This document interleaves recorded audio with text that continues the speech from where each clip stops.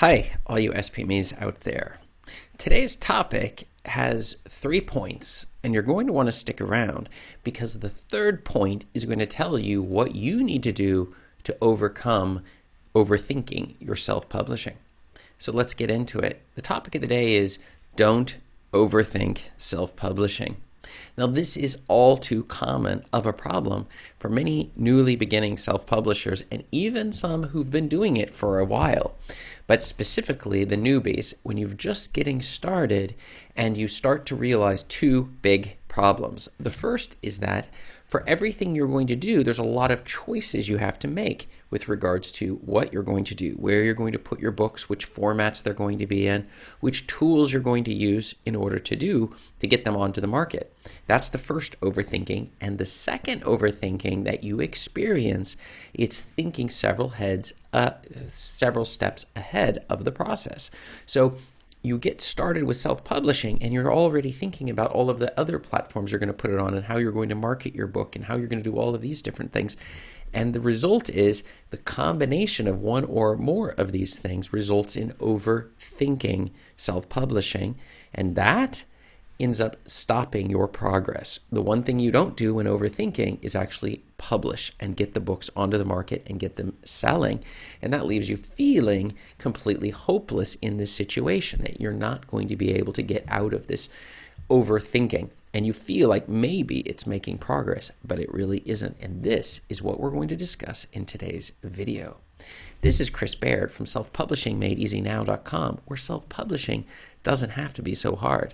Hit the subscribe button if you'd like for me to make more videos like this one, and check out below in the description and you can grab a copy of my absolutely free self-publishing checklist to make sure that you are not skipping any of the important steps required to get your book onto the market and selling.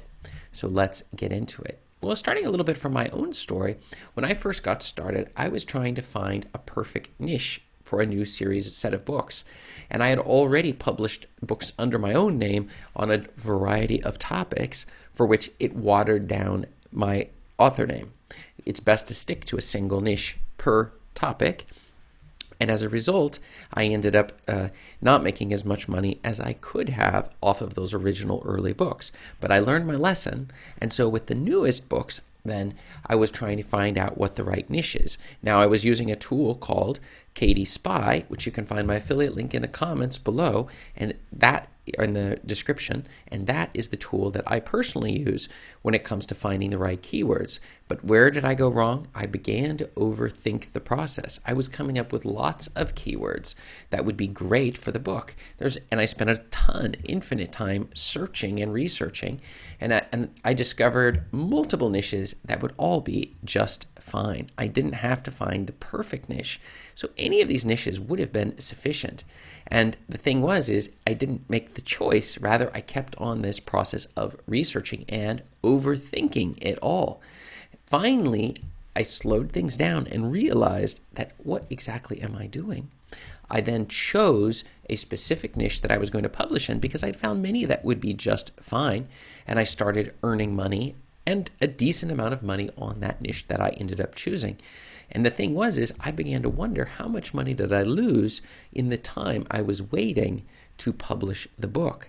The overthinking was actually costing me money, since the time that you're using for this overthinking is time you could have used to just get a book on the market, and then that book being on the market every day has a percentage of a chance of how many copies it's going to sell in a given day, and that then takes away time from your next book that you're going to get onto the market, and we repeat the process over and over. So overthinking was costing me money. So don't overthink self-publishing. So what are the ways that we're going to deal with this? The first is overthinking. It stops you from doing, and particularly not just doing. Doing in general is not okay, but doing that will lead to a profit on the books that you're doing and increase the value that you're putting onto the market. So this is a very important thing that we're wanting to do, as opposed to overthinking the whole thing with regards to this, the alternative there.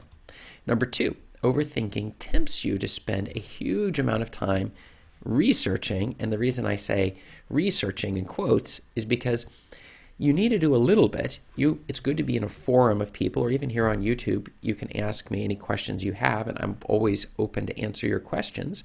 Or hire me as a coach if you'd like. If you can find below in the description information on that. But in general, you should not be researching and researching. You should learn a little bit and use that knowledge to move on to the next step.